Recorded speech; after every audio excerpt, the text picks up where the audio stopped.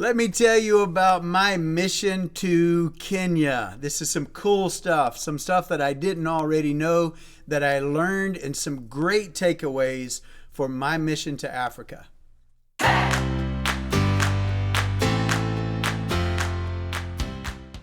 So in March of 2019, I went to Africa on a mission with my church. Some guys from our church was going on a mission, and they asked me to be a part of that. It took me a while to kind of get on board, but some prayer, talking to friends, talking to other people, talking to my family, getting the approval, because it was a 10-day trip. It was a week and a half trip over to Africa. I've never been anywhere on the other side of the world like that outside of the United States. I've been to Mexico, been to Turks and Caicos, that kind of thing around the border of United States, but I've been to London. I've been to London before.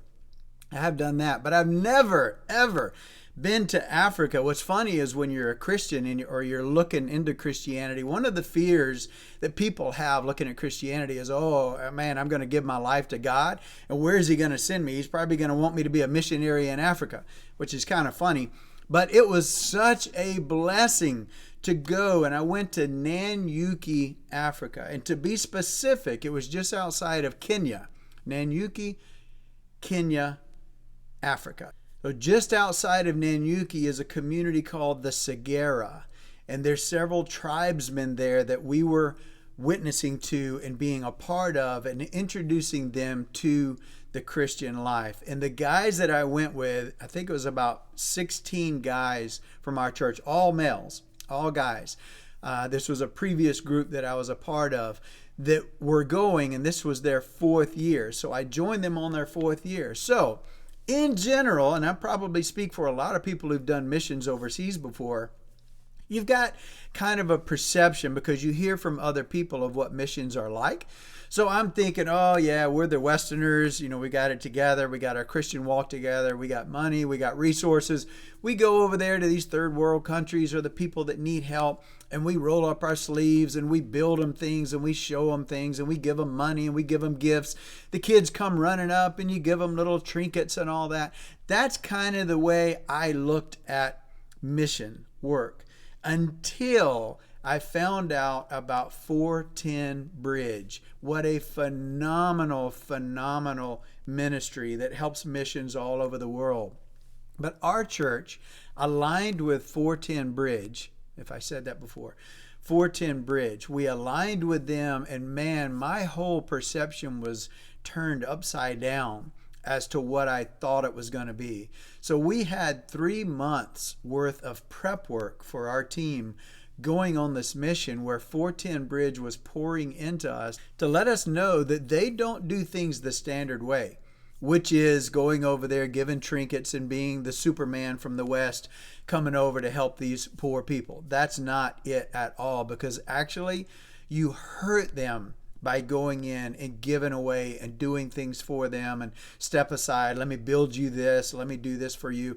You cripple them and you make them dependent, and you take some pride away from them for what they can do. So 410 Bridge turns all of that on its head, and it helps people that go on missions to empower the people in that community to live up and rise up and learn new skills that they can do when you leave. They're not just waiting on the next time you come back or another group to come in. They are self-sufficient and prideful, and they take the resources that they have, the skill sets that they can learn, and they provide for themselves and their families. That's what it's about. You don't want to go over there handing out all these trinkets to give away and cripple them and let them think, oh, Santa Claus from the West is coming over.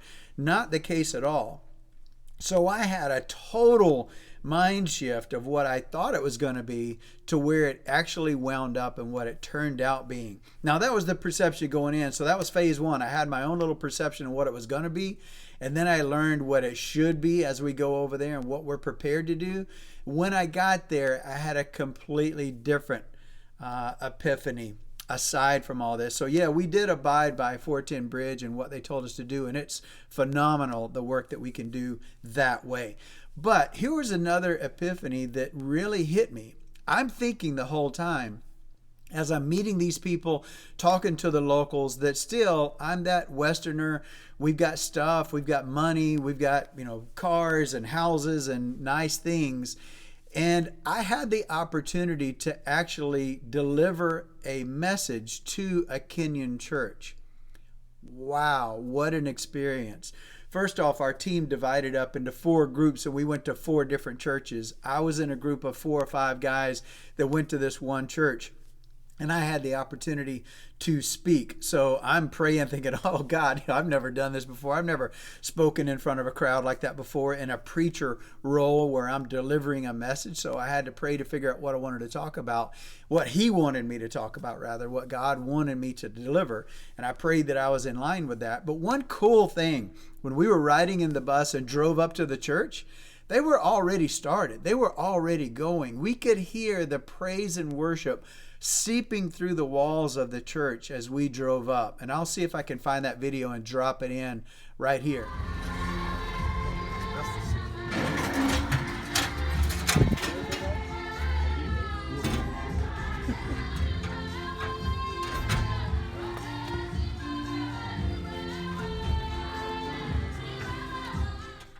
So that you can see that. And that was, the emotion was unbelievable. Their uninhibited worship was so authentic and thick when we walked into that little building and all of the people, hands raised up, not one thing holding them back for a full-fledged worship. And they sang and sang and worshiped for quite a while. There's no time clock in a Kenyan church, by the way. They worship until their hearts are content. So I got to enjoy that and experience that. But as I'm delivering the message, it really hit me that these people, I wanted to take down what I thought was true, that they're looking at me as a blessed person, rich country, house, car, and all of that. And I told them, you may be thinking that. You may be thinking that we are the blessed ones, we're the privileged ones, we're coming over here to poor little Kenya and helping you guys out. Don't look at that at all. I look at it as just the opposite. I look at it, we're inhibited by stuff. We've got Satan throwing all of these things in our lives.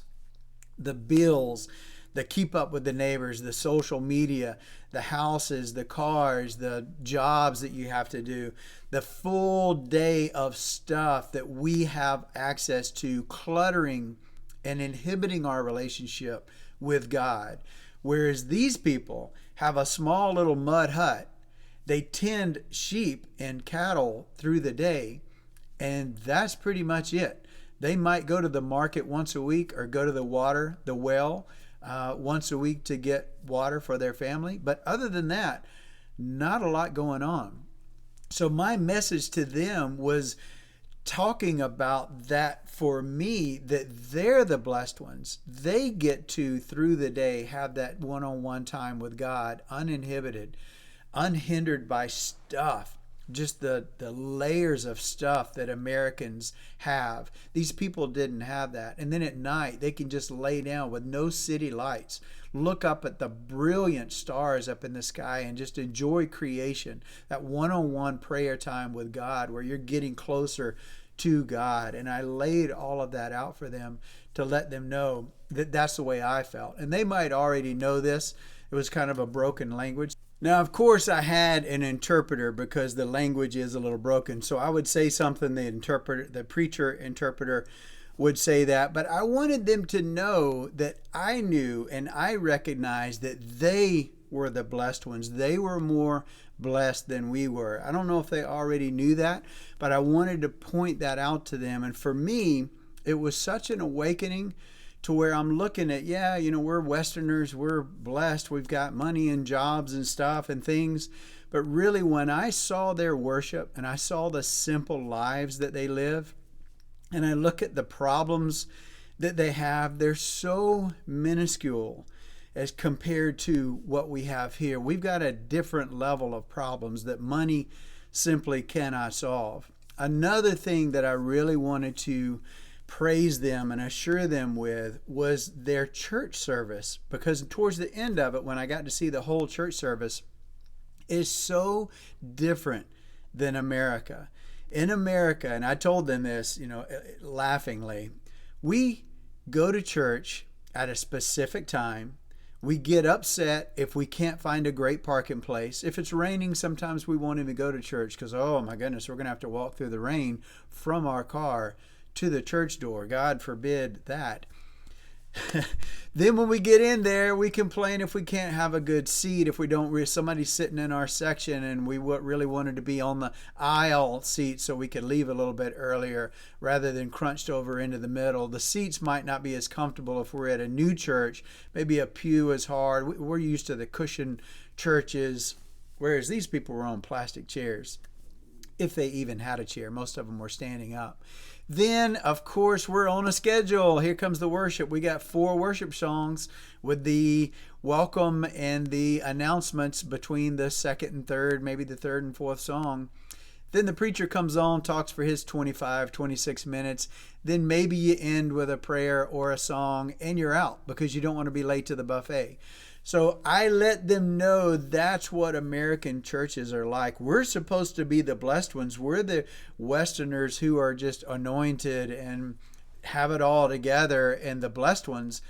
Wrong. We are not at all. They didn't have any time limit. They didn't have any schedule. They didn't care if it was raining, if it was hot, if it was anything. They didn't care that they had to walk 7 miles from their little hut to where the church is. And yes, families and children 2, 3, 4 years old are being carried up to 7 miles to go to church regardless of the weather. The church service can last anywhere from an hour to 3 to 4 hours because it's spirit-led. Unbelievable. So really, in a nutshell, my ministry, my mission to Kenya, to Nairobi, to the Segera, to work with these people. Yeah, we did teach them some skills. We got to work with the Maasai warriors there. We're having a bond and building a relationship, teaching the different congregations to work together to reach the men and the women of the Segera. So many things that I could unpack with that trip. But we did leave a mark, I think. But more so, they left a mark on us. That's my mission to Kenya. That's what it was about, and the different things that I learned. So number 1, what I thought a mission was. Number 2, what 410 Bridge helped us to understand what missions should be all about, where we're empowering the people there and wherever we're going. And then number 3, really realizing and taking that arrogant cockiness Westerner mindset away, where you're not the blessed one. They are, because they have better, stronger, more wide open access to God in a relationship there, and not all the clutter that Satan throws at us. So I hope I gave you some seeds to think about as far as our worldwide community. Now, I don't know if you realize that we're nearing the end times, if you can feel it. We're edging towards a one world government. And over the next 10 years, you're going to see a big battle in governments across countries, across the world, where one side is battling for a one world government under the blanket of many things. And then 2, the other ones who are fighting for that independence and that structure within the countries themselves to maintain the power of independent relationships with countries and not some one world government, which is where we're headed. So you're going to see that spiritual battle more and more. You're going to see moves of God and moves of the Holy Spirit more and more. If you tune in to several things, there's such a powerful God, Christian, spirit-led movement with healings, speaking in tongues, revivals around the world that are happening. Tap into it, find out about it, make sure you are part of God's army as we head into these tough times that are going to be coming our way over the next decade. Love you guys. Take care. Make sure you subscribe to my channel if you like stuff like this. Tell your friends about it. Thank you for tuning in. Thanks for coming by. Thanks for your patience as I learn what this whole YouTube thing is all about. Thanks for my patience with my new backdrop. I'm not in my den anymore, so I hope you guys aren't distracted by this backdrop. I'm just trying to find a cool place in my house where I can do these videos more freely. Have a great day. I love you guys. Talk to you next time.